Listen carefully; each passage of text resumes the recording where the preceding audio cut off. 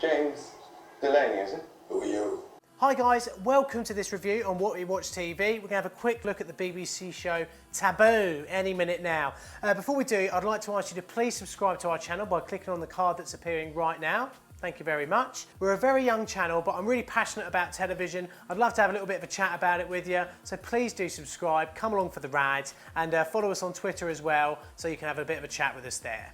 Anyway, I hope you enjoyed this review, and I'll see you in a sec. What we watched on TV.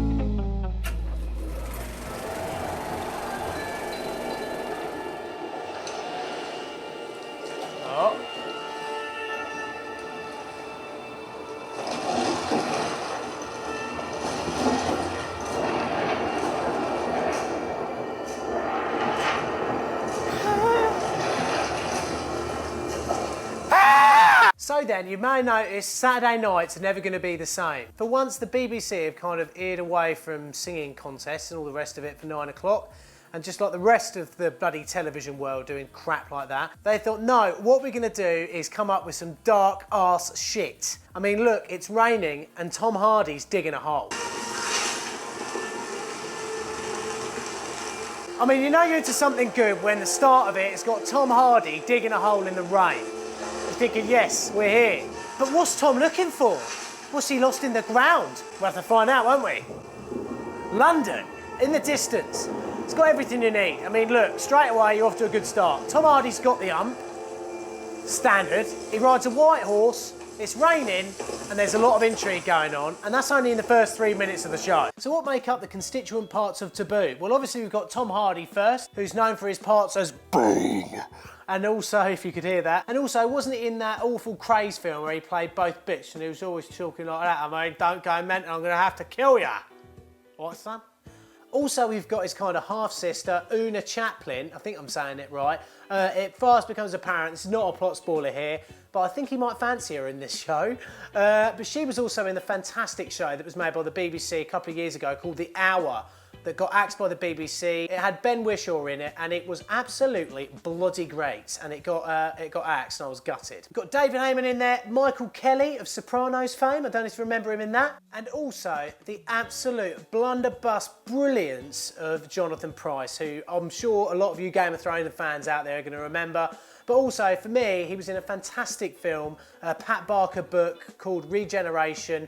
He played Captain Rivers in that a long time ago. Great film. It's got Johnny Lee Miller in it. It's all World War I-y stuff, and it's absolutely bloody great. So I think you'll agree we've got the engine room laid out for a pretty darn good show. Now, God knows what the British media thought it was going to be. Some of them had to point out that it's no Downton Abbey. Well, no shit, Sherlock. Now, let's all face it that London in the early 1800s probably wasn't all that nice a place to be. And there are a lot of shows out there that for some reason make it look absolutely beautiful. Ooh. But the BBC and the makers of Taboo spend no time in quashing any illusions there and set about making London look like modern day Grimsby. Let's have a look. Sorry, Grimsby.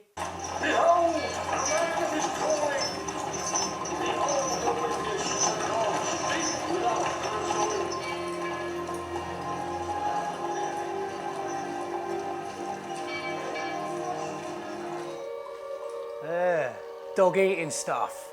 How sick is London back then? Look how dirty it is. Listen to the music, listen how horrible it is.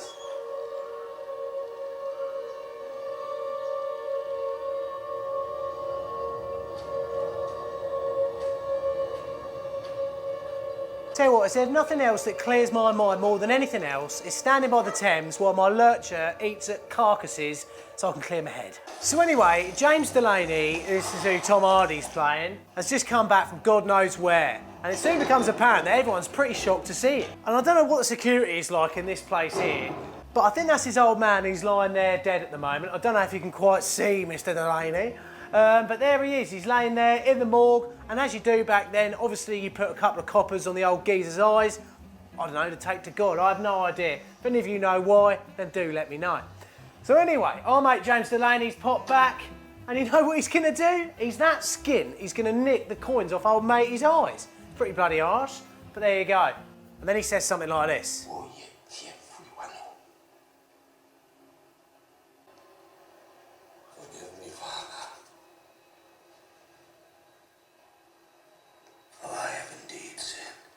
So it goes without saying, he's just come back off a ship, he's been away for ages, and his old man's died. I think you're going to quickly find out this isn't a giveaway, that that's his sister. Or let's hope it's his half-sister, because it also becomes apparent that he wants to shag her. But it doesn't matter, because she's married to some blonde fop who's really annoying, and everyone's just going to get fed up with straight away. And guess what? He's not very happy that James Delaney's turned up either. James Delaney, is it? Who are you? And just when they thought everything was going to be all right and they were going to get the inheritance, guess who turns up at the funeral? Father arrested regular depth.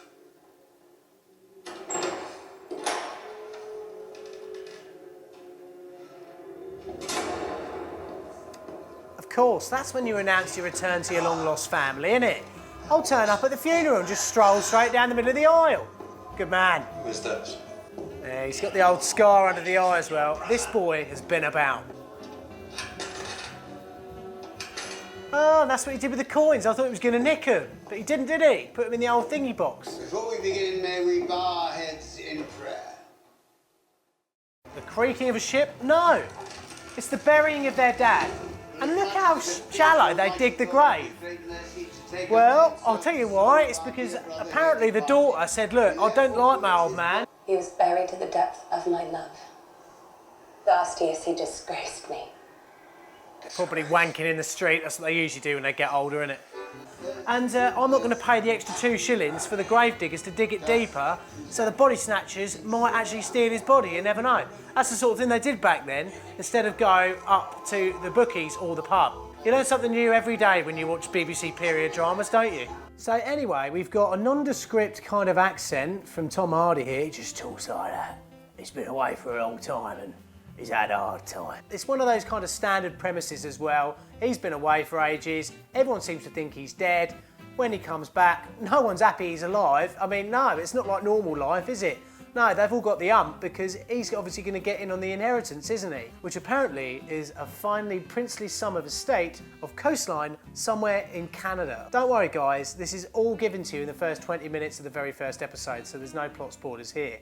Which is kind of, I suppose, a good thing about Taboo because they don't bugger about when it comes to getting into the show. In the first 2.5, 3 minutes, you're given so much plot. You know he's come back from being away for a long time because we just saw him come off that boat. We know he rides a white horse because you know what? We've seen him ride a white horse. We know that he's dug a hole because he dug a hole. We also know his old man's died because guess what? He just nicked a couple of coins off the face of his old man. And I must say, I've just come away from finishing off watching the OA on Netflix. It's very difficult to watch a show like this coming from a show like the OA because the OA is not normal TV. So anyway, we've got everything set up for a right royal big balls bashing of the early 1800s with Tom Hardy just going, his sister going, ooh, and her husband going, ooh.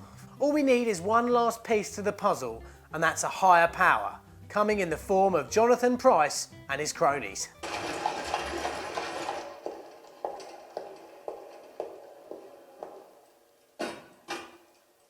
So, gentlemen, let's begin. The clerk will record every word that's said, except when a fella raises his hand. Words from a raised hand will not enter the record. The issue today is Old Man Delaney.